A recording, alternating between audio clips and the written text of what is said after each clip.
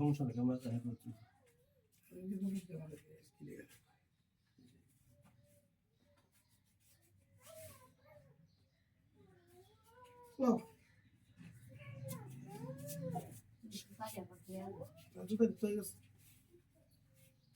আর একটা প্রবলেম দেখতে হবে। এই যে দাদা এই যে দুইজন যাইতেছে, এই যে দুইজন। হ্যাঁ এই যে বাইরে দেখছেন ওই সময় ঢুকছে একটা, এখন ঢুকছে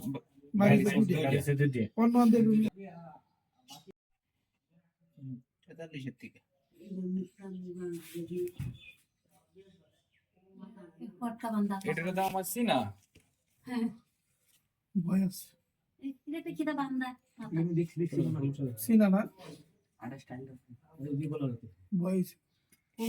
আগে যে ঢুকছে অটো চালা যায় হ্যাঁ ফুটবলার এই সেই হ্যাঁ প্রথমটা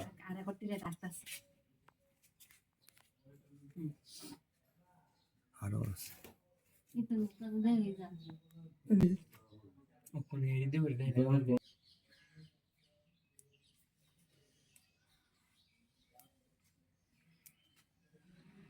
নাইট ভিশনই ভালো হয়েছে, নাইট ভিশনে একটু বোঝা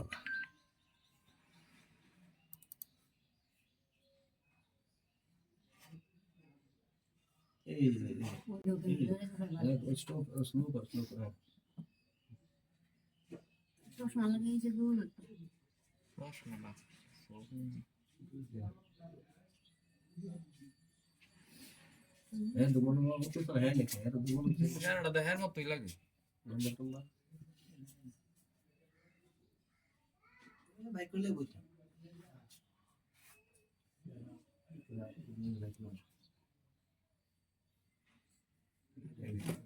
এই তাম রাখছটা আমরা দুইজনে আলগাই তাম পারি না, আর একলা আমি হইলে তো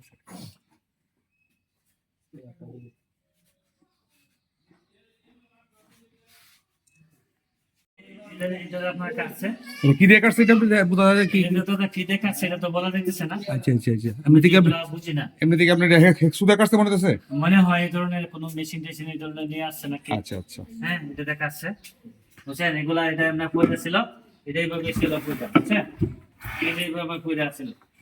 ভিতরে ভিতরে কিছু নাই না, ভিতরে টাকা পয়সা ছিল সব নিয়ে গেছে।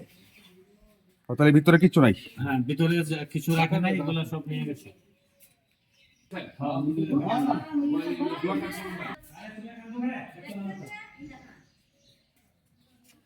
তাহলে এই এই লকটাও ভাঙছে, এই যে কি ভাঙছে নাকি কাটছে এলাইছে কাটা জানে, এই যে এটা ভাঙছে, এটা হয়তো ভাঙা গেছে কাদা দিয়ে ভাঙছে মনে হয়, কাটা দেখা জানা যায়। আর এখানে এটা তালা ছিল, এই যে ভাই এখানে তালা ছিল ভিতরে, হ্যাঁ দাদা চলে গেছে কত ভিতরে। আপনি আসলেন কোথায় তখন? আমি দাদা বাসায় আছি, মানে আমি পরিবার সহ কীর্তনে গেছিলাম। এমনিতে টোটালি কি এনে মানে একজন কোনো ছিল, আমার ছেলেরা ছিল ওই রুমে ছিল, আর আমার অনেক গুরুত্বপূর্ণ মূল্যবান জিনিস আছে, বুঝছেন ওরা দুইজন ছিল, ওরা 12টা পর্যন্ত সজাগ ছিল, এরপরে তো ঘুমিয়ে গেছে। আর ঘটনা 12টার পরে বসছে, এই যে এতগুলো এই জিনিস ভাঙছে, এই ব্যাপারে তো ঘটনা একটু আওয়াজ হওয়ার কথা বা শব্দ হওয়ার কথা। এগুলো তো তার দাদা তারা ছিল, আমি তো কারণ তালা ভাঙতে কিন্তু শব্দ লাগে বা যে কোনো লোহার একটা শব্দ হয়, এরকম কোনো শব্দ আর পাইছে না।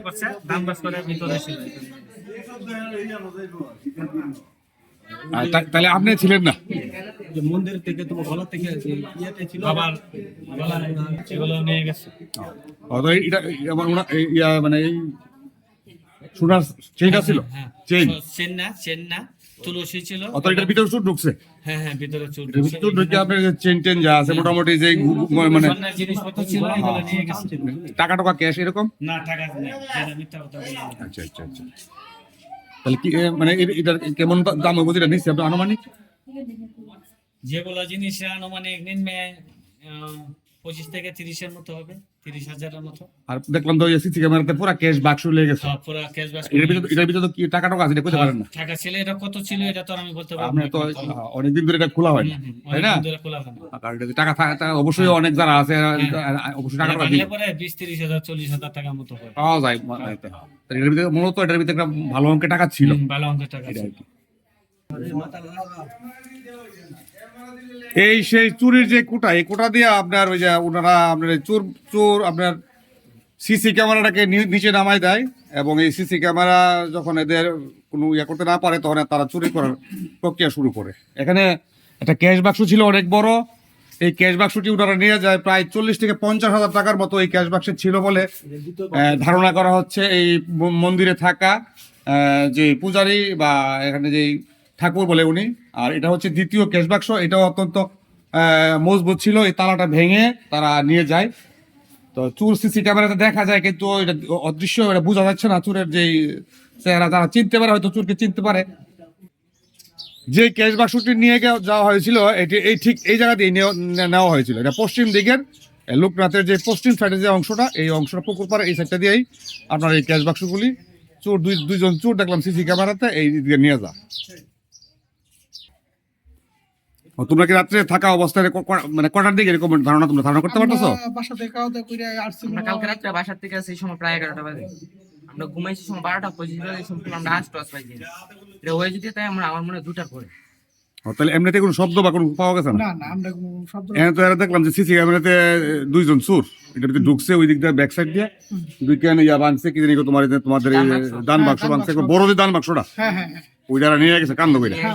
এটা কিন্তু অনেক ওজন দেখলাম, নিতেছে কষ্ট করে নিতেছে। হ্যাঁ, অনেক কিছু। কোনো শব্দ পাইছো না? না, কোনো শব্দ পাইনি। কোনো ইয়াতে তোমরা তাহলে ওই মানে 12টার পরে ঘুমাইছো, আর কোনো খেয়াল নেই? 12টার পরে তো আমরা ঘুমাইছি ঘুমাইছি আর আমরা 12:30 বাজে। কিন্তু সকালবেলা ও ঘুরে উঠছে, ঘুরে উঠে বলতেছে পিছা দেখো মন্দিরে চুরি হয়েছে। পরে আমি যে ফুলদারে ফোন দিছি, যে মন্দিরে থাকে ঘুরে, ওনাকে ফোন দিছি, উনি পরে আসছে।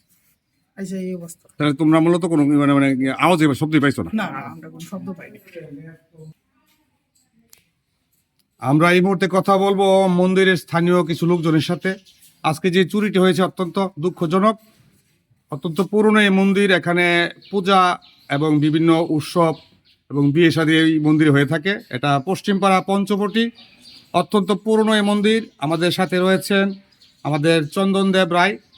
তো আজকে আমরা চন্দন দাসের কাছ থেকে এই পূজা এই চুরি সম্পর্কে, বর্তমান এই যে মন্দিরে যে চুরি হয়েছে এই চুরির ব্যাপারে ওনার কাছ থেকে কিছু জানবো। আচ্ছা চন্দন ভাই, আপনার তো এখানে স্থানীয় মানুষ, তো এখানে তো দীর্ঘদিন যাবত এই মন্দির আপনারা দেখতেছেন বা মোটামুটি মন্দির পরিচালনার দায়িত্ব আপনারা আছেন, তো আপনার এই ব্যাপারে কিছু কথা থাকলে বলেন, চুরি যে হয়েছে বা কেন কি আসল বিষয় এরকম। আসলে মূলত এটা অনেক প্রাচীন, অনেক পুরাতন মন্দির। আমরা অনেক বছর যাবত এখানে মন্দির নিয়ে পরিচালনা করতেছি এবং দেখভাল করতেছি একটু জুড়ে বলেন। দেখভাল করতেছি এবং আমাদের চিন্তা চেতনা হচ্ছে আমরা এই মন্দিরকে আরো দীর্ঘায়িত করব এবং আবার এবং বিভিন্ন এই মন্দির এবং মন্দিরের থেকে যেগুলো আমাদের কার্যকলাপ আছে এগুলো আমরা করব এবং আমাদের যে এখানে যে এই ঘরগুলো আছে এগুলো আমরা ভেঙে তারপর পুনর্নির্বাচন। আচ্ছা, আমরা মূলত বিষয়টা হচ্ছে চুরির যে ব্যাপারটা, চুরি চুরির ব্যাপারটা আপনারা একটু বলেন যে চুরিটা হয়েছে বা এটা কিভাবে বন্ধ করা যাবে, চোরকে কিভাবে বা চিনেন কিনা, এরকম কিছু আর কি। আসলে মূলত চুরিটা হয়েছে 2টার পরে, তবে এখন তো আমরা কিছু বলতে পারি না, তবে চোর তো রাত্রিবেলা আসছে এখানে। তবে আমাদের এখানে সিসি ক্যামেরা ধরা গিয়েছে এবং সিসি ক্যামেরাতে এগুলা এই শনাক্ত করলে বোঝা যাবে কিভাবে চোর চুর করছে এবং চোর কিভাবে ঢুকছে, এগুলো আমরা প্রশাসনের কাছে বা কি ধরনের কি উদ্যোগ, এই ধরনের কোনো মেসেজ থাকলে আমরা বলতে পারবো ওনাদেরকে চুরির ব্যাপারে। আমরা মূলত এখানে যে এই প্রশাসনকে আমরা বারবার পুনরায় বলছি যে আমাদের এখানে কিছু সিকিউরিটি লোকের দরকার। উনি বলছে যে ঠিক আছে, এখন তো আমাদের এখানে লোক সংখ্যা কম, আমরা পরবর্তী পর্যায়ে আমরা এগুলা দেখবো কিভাবে এটি সংরক্ষণ করা যায় এবং চুরি যাতে না হয় এগুলো আমরা বিকল্প রাস্তা দিয়ে করবো। এর আগে আমাদের এখানে পার্শ্ববর্তী একটা মন্দিরে অনুকূল ঠাকুর থেকে চুরি হয়েছিল। এরা মূলত পাশের যে মন্দিরটা, পাশের মন্দির মূলত মনে হয় এরা জিটি করছে এবং আমরাও চিন্তা ভাবনা করতেছি আমরা সম্ভবত 1 মাস আগে হবে এরকম। এই ব্যাপারে কি আপনারা পুলিশ করছেন, প্রশাসন জানাইছেন? প্রশাসন জানাই না, আমরা জানাবো আজকে। না, জানার দরকার তো। জানাইছে নাকি? দাদা, এই ব্যাপারে চুরির ব্যাপারে কিছু বলার আছে আপনার? আপনি কিছু বলবেন চুরির ব্যাপারে? না, চন্দন তো বলেন চুরিরা যাতে বন্ধ শনাক্ত করতে পারে এই ব্যবস্থা করবো। যাতে চুরি না হয়। যদি এরকম যে চুরি হতো আমরা কিভাবে পরিচালনা করবো, যাতে এটা যেভাবে ধরা খায় এবার ওই কর্মকর্তার কাছে আমরা দাবি, যাতে আমরা সুর যাতে আমরা সবাই নিরাপদ থাকতে পারি। 14 তারিখ দিবাগত রাত, এটা বুধবার পড়ছে আর কি। তো যে ভয়াবহ চুরিটা হয়েছে, আমি আসলে নবীনগর স্থানীয় প্রশাসন এবং ইউনু মহোদয়ের কাছে দৃষ্টি আকর্ষণ করে বলছি, এরকম চুরি প্রতিনিয়ত হতে থাকলে সাধারণ মানুষ অনেকটাই আতঙ্কগ্রস্ত আছে এবং এলাকার বিভিন্ন জায়গাতে এরকম চুরি অহরহ ঘটছে।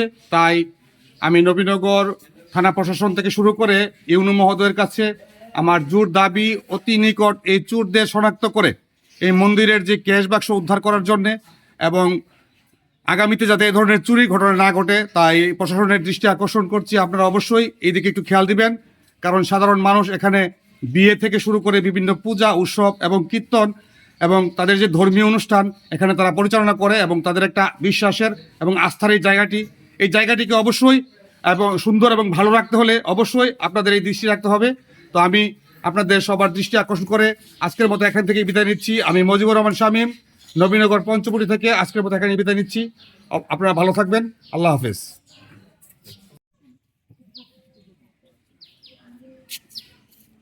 এগুলা